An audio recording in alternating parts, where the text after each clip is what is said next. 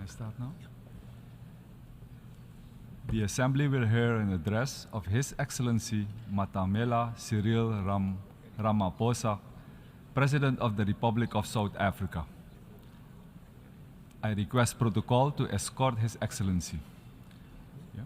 On behalf of the General Assembly, I have the honor to welcome His Excellency Matamela Cyril Ramaphosa, President of the Republic of South Africa, and to invite him to address the Assembly. President of the 78th session of the UN General Assembly, the United Nations Secretary General, Mr. Antonio Guterres, Excellencies, heads of state and government, ministers, and ladies and gentlemen. 78 years ago, in the aftermath of the Second World War, the nations of the world made a solemn commitment to save future generations from the horror and the suffering of war. Through the United Nations Charter, these nations accepted a shared mandate to foster peace and promote fundamental human rights, to promote social progress, and to ensure that there's a better standard of life for all. And yet, as we gather here, much of humanity is confronted by war and conflict, by want and hunger, by disease and environmental damage and disaster.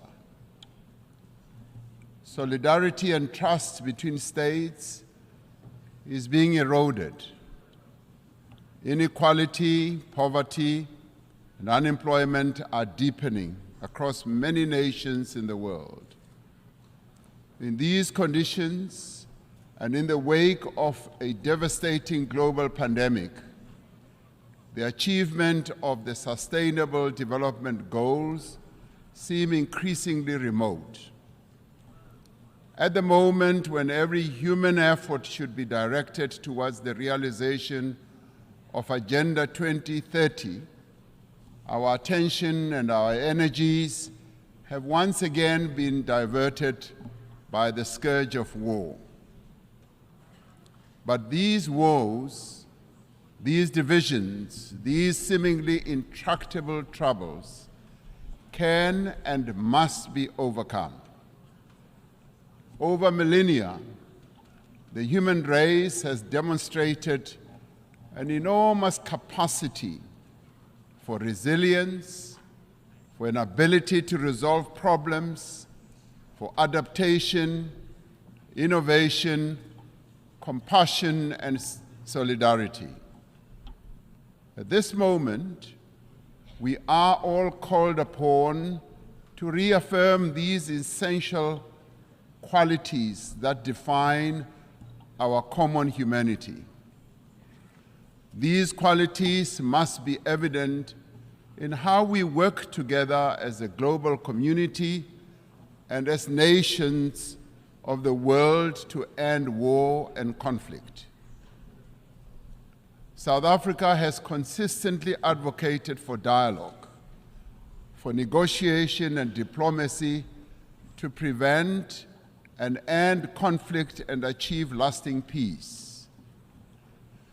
It has committed itself as a country to the promotion of human rights, human dignity, justice, democracy, and to the adherence of international law.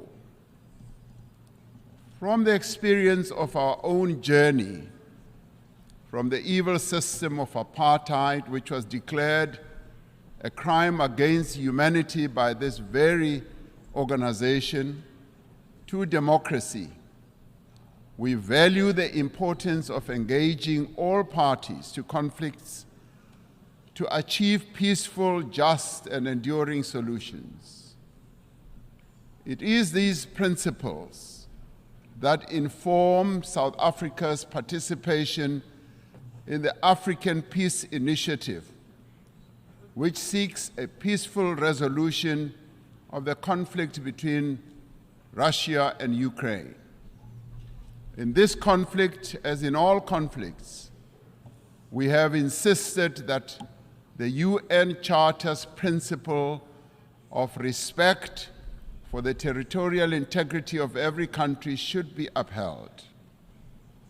Our participation in the African Peace Initiative, supported by 7 countries from the African continent, is informed by a desire to see an end to the suffering of those most directly affected by the conflict and the millions on our own continent and across the world who, as a result of the conflict, are now vulnerable to worsening hunger and deprivation. As we engaged with the parties in this conflict as African leaders, one of the issues we raised was that there should be confidence-building measures that could create a sense of conflict towards the resolution of this conflict. In this regard, we said issues such as the return of the children who were removed from Ukraine should be returned. We also said that the prisoners of war should be exchanged between the 2 countries. I've just held a meeting with President Zelensky, who says that, in part, some of our efforts are bearing fruit as the children are now being returned and the prisoners are also being exchanged. But then we said we need to see this happening on a much faster pace. As the international community, we must do everything within our means to enable meaningful dialogue, just as we should refrain from any actions that fuel conflict. As we confront other conflicts in several parts of the world, including on our own continent, Africa, we need to be investing in prevention and peace building. We support the call by the UN Secretary General in the new Agenda for Peace for member states to provide more sustainable and predictable financing for peace-building efforts.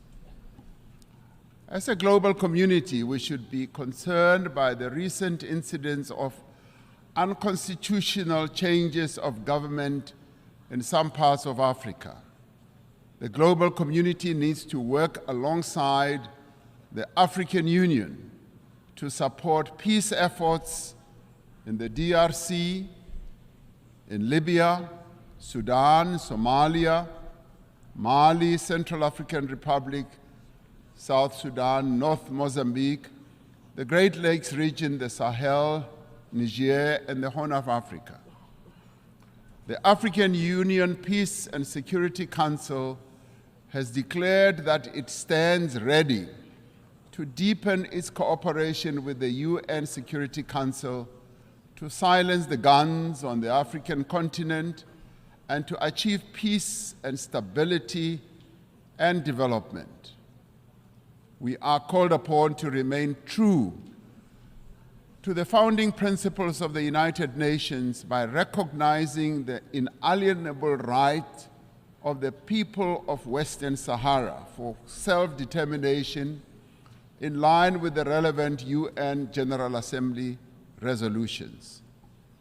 We must work for peace in the Middle East for as long as the land of the Palestinians remains occupied, for as long as their rights are ignored and their dignity is denied, such peace will remain elusive. The actions of the government of Israel have imperiled the possibility of a viable 2-state solution. The principles of the UN Charter on territorial integrity and on the prohibition of the annexation of land through the use of force must be applied in this situation as well. South Africa continues to call for the lifting of the economic embargo that was imposed 60 years ago against Cuba, an embargo that has caused untold damage to the country's economy and the people of Cuba as well.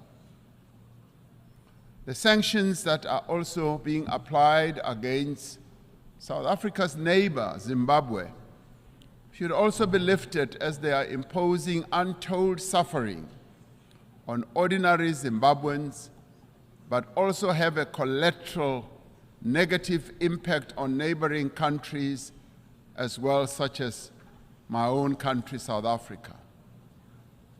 As many people around the world are confronted by hunger and want, the essential human qualities of cooperation and solidarity must be evident in the actions that we take to bridge the divide between the wealthy and the poor. We must summon the necessary will and resolve to regain the momentum towards the achievement of the 2030 Agenda. This means that we must address the fundamental developmental challenges that have long characterized as well our unequal world. To address the developmental challenges that face many people in the world, we are required to focus on targeted investment, on technology transfer, capacity building support, especially in key areas such as supporting industrialization, building infrastructure, ensuring that agriculture investment takes place, ensuring that there is investment in water, energy, education, and health. This also requires predictable and sustainable financial support, including supportive trade policies from the international community. We call on the partners of the wealthier countries to meet the financial commitments they have made. It is a matter of great concern to us from the Global South that these wealthier countries in the Global North have failed to meet the undertakings they made to provide $100 billion a year for developing economies to take climate action. This must be changed, and the money must be made available in the interest of development. We support the proposals outlined in the Secretary General's Sustainable Development Goals stimulus. In particular, we support the call to tackle debt and debt distress that many countries, particularly in the Global South, are burdened by. And we support the call to massively scale up affordable long-term financing to $500 billion a year and to expand contingency financing to countries that are in need. It is a grave indictment on this international community that we can spend so much money on war.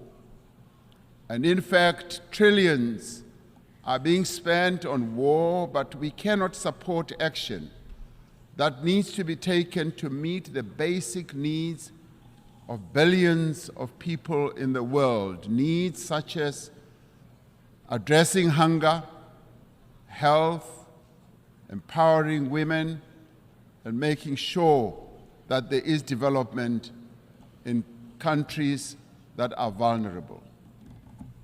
The achievement of the Sustainable Development Goals depends fundamentally on the empowerment of women in all spheres of life. Social and economic progress will not be possible unless we end gender discrimination. We must ensure that there is equal access for women to healthcare, education, as well as economic opportunities. We must pay particular attention to the provision of adequate health services to every woman, child, and adolescent. By doing so, we will fundamentally improve the health and well-being of all. The empowerment of women must be central to the actions we now take towards the realization of Agenda 2030. The women of the world need empowerment. They have a right to empowerment. They have a right also to participate equally in decision-making structures of all institutions in the world. I am proud that in South Africa, 50% of the members of the Cabinet of South Africa are women. And today I'm accompanied by an all-women delegation to this United Nations General Assembly. It should be a matter of concern to us all that the majority of people who are sitting in this assembly are men. The question we have to ask, where are the women of the world? The women of the world have a right to be here to represent the views of women across the world. The essential human qualities of innovation and adaptation must be evident in the actions we take to prevent the destruction of our planet. Africa is warming faster than the rest of the world. We are told that the 20 climate hotspots in the world that we have, we find 17 of them in Africa. Africa is least responsible for the climate damage that has been caused, and yet it bears the greatest burden. Centuries after the end of the slave trade, decades after the end of the colonial exploitation of Africa's resources, the people of our continent are once again bearing the cost of industrialization of the North and the development of the wealthy nations of the world. This is a price that the people of Africa are no longer prepared to pay. Many countries in the North count their assets in the mineral resources that are beneath the African soil. The wealth of Africa belongs to Africans. The mineral wealth that is beneath the soil of Africa must, in the end, accrue to Africans. We urge global leaders to accelerate the global decarbonization while pursuing equality and shared prosperity. We need to advance all three pillars of the Paris Agreement: mitigation, adaptation, and support, with equal ambition and urgency. African countries, alongside other developing economy countries, need increased financial support to both implement the 2030 Agenda and to achieve their climate change goals in a comprehensive and integrated manner. We need to operationalize the Loss and Damage Fund for vulnerable countries hit hard by climate disasters, as agreed at COP27. Africa has embraced this challenge. Africa is determined to deploy smart, digital, and efficient green technologies to expand industrial production, to boost agricultural yields, to drive growth and create sustained employment for Africa's people. As the global community, we must ensure the essential qualities that define our humanity are evident in the institutions that manage the conduct of international relations. We require institutions that are inclusive, that are representative, that are democratic and advance the interests of all nations. We require a renewed commitment to multilateralism based on clear rules and supported by effective institutions. This is the moment to proceed with the reform of the United Nations Security Council, to give meaning to the principle of the sovereign equality of nations, and to enable the Council to respond more effectively to current geopolitical realities. We are pleased that the common African position on the reform of the Security Council is increasingly enjoying wide support. This process must move to text-based negotiations, creating an opportunity for convergence between member states. The recently held BRICS summit in Johannesburg also affirmed the view that the United Nations Security Council should be reformed and should ensure that those who are not represented, that is, nations that are not represented, are also represented. We must ensure that the voice of the African continent and the Global South is strengthened in the United Nations and broader multilateral system. All the peoples represented here in this United Nations had their origins in Africa. In Africa, they developed the tools and capabilities to spread across the world and achieved remarkable feats of development and progress. And all this was due to the skills and the talent that originated from the African continent. Despite its history, despite the legacy of exploitation, colonialism, and subjugation, despite the ongoing challenge of conflict and instability, Africa is determined and ready to regain its position as a site of human progress. The era of African development has arrived. Through the African Continental Free Trade Area, which is creating a wider, seamless trading area and also accelerated interconnectivity, African countries are mobilizing their collective means and resources to achieve shared prosperity. Through this treaty, African countries are establishing for themselves the foundation for a massive increase in trade, accelerated infrastructure development, regional integration, and sustainable industrialization.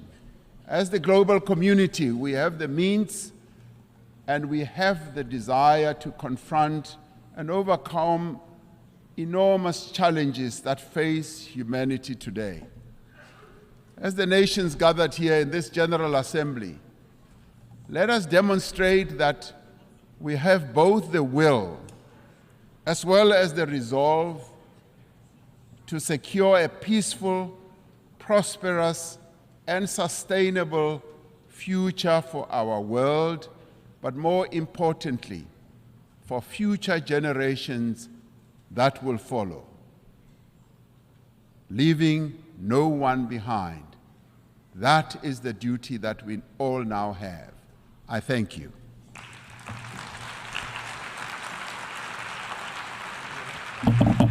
I wish to thank the President of the Republic of South Africa for the statement just made, and I request protocol to escort His Excellency.